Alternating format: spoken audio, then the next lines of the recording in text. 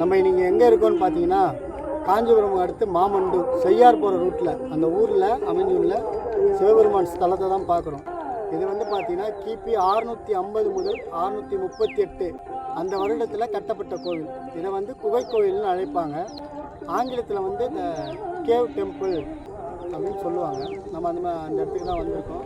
இங்கே என்ன ஒரு ப்ளஸ் பாயிண்ட்னா, ராஜராஜ சோழனால் வைப்பு ஸ்தலம், அதாவது சுவாமியை வந்து ராஜராஜ சோழன் வந்து பிரதிஷ்டை பண்ண கோவில்.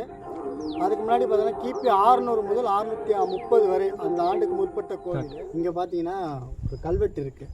எனக்கு தெரிஞ்ச உங்களுக்கு நான் படித்து சொல்கிறேன். பல்லவர் குகை கோயில். இந்த குகை கோயிலானது முதலாம் மகேந்திரவர்மன், அதாவது பார்த்திங்கன்னா முதலாம் மகேந்திரவர்மன் சோழனால் கிபி 600 முதல் 630, அதாவது கிபி 600 முதல் 630 முந்தைய காலத்தியதாக அவனுடைய நீண்ட சிதைந்த கல்வெட்டாகும் என்று இதில் பொறிக்கப்பட்டிருக்கு. தென் சுவற்றில் கிடப்பதன் மூலம் கருதப்பட்டிருக்குன்னு சிலதெல்லாம் எழுதியிருக்கு. சிலது வரைக்கும் தான் எனக்கு தெரியுது. அதில் பார்த்தீங்கன்னா யாரும் நம்ம ஆளுங்க கல்லெல்லாம் அடித்து போட்டு உடச்சிட்டு இருக்காங்க. இங்கே வரவங்க எல்லாம் சைலண்ட்டாக இருக்க மாட்டாங்க போல. இதெல்லாம் எவ்வளோ முக்கியமானது. ஆனால் இதெல்லாம் வந்து நம்ம ஆளுங்க வந்து டூரிஸ்ட்டாக வரவங்க எல்லாமே வந்து என்ன பண்ணுறாங்கன்னா கல் எடுத்து போடுறது, கல் எடுத்து அடிக்கிறது. நம்மளுக்கு இதெல்லாம் மெயின். ஏன்னா நம்ம மெயினானது எதுவுமே எடுத்துக்கிறது கிடையாது. இங்கே பார்த்தீங்கன்னா பார்த்தீங்களா, கல் எடுத்து எப்படி அடித்து உடச்சிருக்காங்க. எவ்வளோ பெரிய முக்கியமானது வந்து இங்கே வந்தவங்களுக்கு தெரியல போல இருக்கு.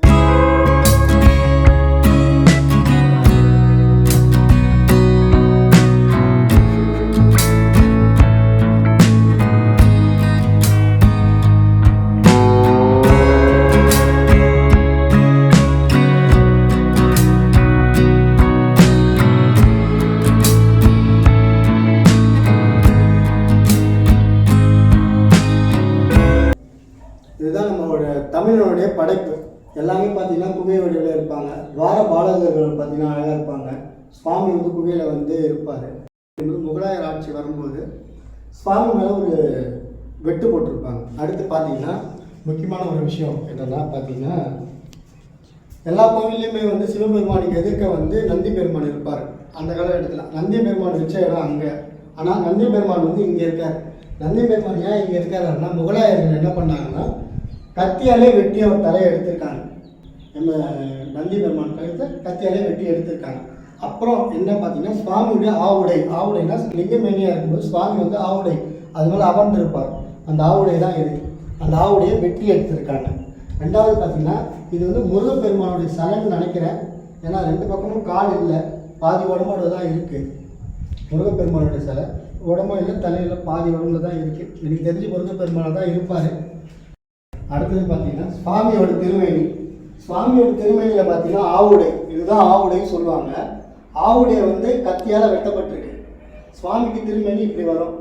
அந்த இதை வந்து சுவாமி திருமேனியை கத்தியால் வெட்டப்பட்டிருக்காங்க. இங்கே பார்த்தீங்கன்னா விநாயகர் சிலை தான் இருக்கணும். ஆனால் விநாயகர் சிலை கிடையாது. இந்த குகையில் பார்த்தீங்கன்னா சுவாமி மட்டும்தான் இருக்காரு, விநாயகர் சிலை இல்லை.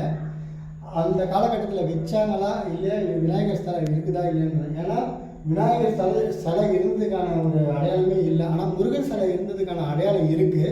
வாங்க அடுத்தது முருகன் சிலையில் இருப்பாங்க. அடுத்தது பார்த்தீங்கன்னா இதுதான் முருகனுடைய சந்நிதி. இங்கே வந்து பார்த்தீங்கன்னா முருகனுடைய சிலை இருக்குது. அப்படியே பார்த்தீங்கன்னா இங்கே முருகனுடைய சிலை இருந்ததுக்கான அடையாளமும் இருக்குது. இங்கே பார்த்தீங்கன்னா இங்கே பாருங்கள், இந்த போர் கோடுகள், இது சுவாமியோட இந்த குகைக்குள்ளே இதுதான் வந்து முருகர் இருந்தாருன்றது. அடுத்த ஒரு விஷயம், நமக்கு முக்கியமான ஒரு விஷயம் என்னன்னு பார்த்தீங்கன்னா கல்வெட்டுகள் எங்கே இருக்கும் அப்படின்னா, அந்த காலகட்டத்தில் ஒரு மன்னனாக இருக்கட்டும், யாராக இருந்தாலுமே அவங்க என்னென்ன பணி புரிஞ்சாங்க, அவங்க என்னென்ன சொன்னாங்க, எந்த காலகட்டத்தில் என்ன இது உருவாச்சுன்னு சொல்லிட்டு பொறிக்கப்பட்டது தான் கல்வெட்டு. அதுதான் இந்த கல்வெட்டு. இது வந்து பார்த்தீங்கன்னா அந்த குகை கோவிலில் இருக்கிற செவுத்துலேயே இந்த கல்வெட்டு வந்து பொறிக்கப்பட்டிருக்கு. ஆனால் இந்த கல்வெட்டில் இருக்க எழுத்துக்கள் எனக்கு தெரியல. உங்களுக்கு எதாவது தெரிஞ்சால் ஃபுல்லாக பார்த்துங்க. இதெல்லாமே உங்களுக்கு ஏதாவது தெரிஞ்சால் நீங்கள் எனக்கு கமெண்ட் பண்ணுங்கள். அதாவது நம்ம விநாயகர் சந்நிதிக்கு பக்கத்தில் இங்கே ஒரு கல்வெட்டு பொறிக்கப்பட்டிருக்கு. இந்த கல்வெட்டும் வந்து பார்த்திங்கன்னா ரொம்ப பழமையான கல்வெட்டு. அப்பர் சுந்தரர் திருநாவுக்கரசர் மாணிக்கவாசகர், அதில் ரொம்ப வந்து மெயினான ஒரு ஆள் வந்து சுந்தரர். அவர் வாழ்ந்த காலகட்டத்திலே பார்த்தீங்கன்னா திருநாவுக்கரசரும் சுந்தரம் இருக்கிற காலகட்டத்தில் சமணர்கள் அழிக்கப்பட்டாங்க அப்போ தான். ஆனால் அந்த சமணர்களே அவங்களுக்கு வந்து இங்கே படுக்கை அறையே இருக்குது அப்படின்றது வந்து இங்கே வந்து இருக்குது. சமணர்கள் படுக்கை அறை இருக்குது, நம்ம வாழ்ந்ததுக்கான காலம் இருக்குது. சிவபெருமான் சன்னதியை பார்த்தோம். அடுத்தது வந்து அப்படியே பார்க்க போனால் இங்கே வந்து அம்மனுடைய சன்னதி தான் இருந்திருக்கும் அப்படின்றது தான் நினைக்கிறேன். வாங்க பார்க்கலாம். பார்த்தீங்கன்னா அம்மனுடைய சன்னதி இதுதான். அம்மா இருக்கிற இடம் வந்து இதுதான். ஆனால் அம்மாவுடைய சன்னதியில் அம்மனுடைய சிலை இல்லை.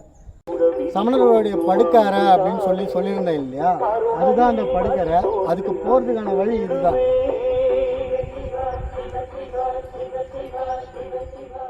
யார் யார் சிவம்